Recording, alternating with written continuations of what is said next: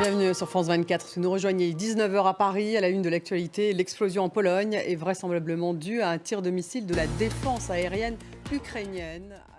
19h10, le débat consacré à cette explosion en Pologne. A-t-on évité, oui ou non, l'engrenage? On posera la question à nos invités.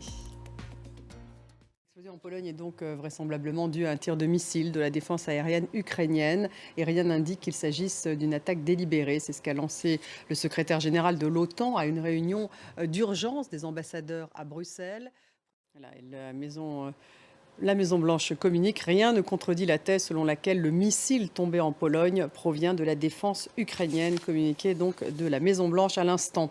Les Ukrainiens sont encore sous le choc de l'une des plus grandes vagues de tirs russes. C'était hier, les tirs qui ont plongé une grande partie de l'Ukraine dans le noir. À Kherson, libéré il y a quelques jours par les Ukrainiens, la vie reprend. L'Ukraine a bouleversé l'agenda du G20 de Bali qui vient de se terminer. Le communiqué final note que la plupart des membres du G20 ont condamné fermement la guerre en Ukraine. Ce communiqué appelle à l'extension d'un accord pour l'exportation des céréales en provenance des ports ukrainiens, un accord qui expire vendredi. Marc Pope. En Iran, 3 personnes ont été inculpées pour leurs implications dans les manifestations. Eh bien, elles ont été condamnées à mort. La sécurité climatique du monde dépend de la protection de la forêt amazonienne, indispensable à l'équilibre du climat et de la biodiversité. C'est ce qu'a déclaré le président Lula.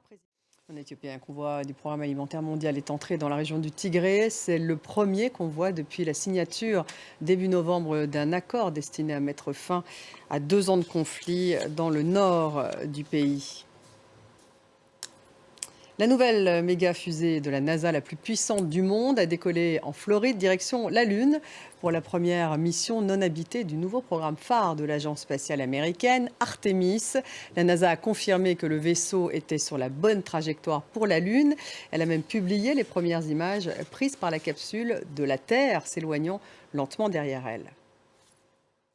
Merci de nous avoir suivis. Restez avec nous dans quelques minutes. Le débat consacré à l'explosion qui a fait 2 morts hier soir en Pologne. Les ambassadeurs de l'OTAN disent que cette explosion est vraisemblablement due à un tir de missile de la défense aérienne ukrainienne.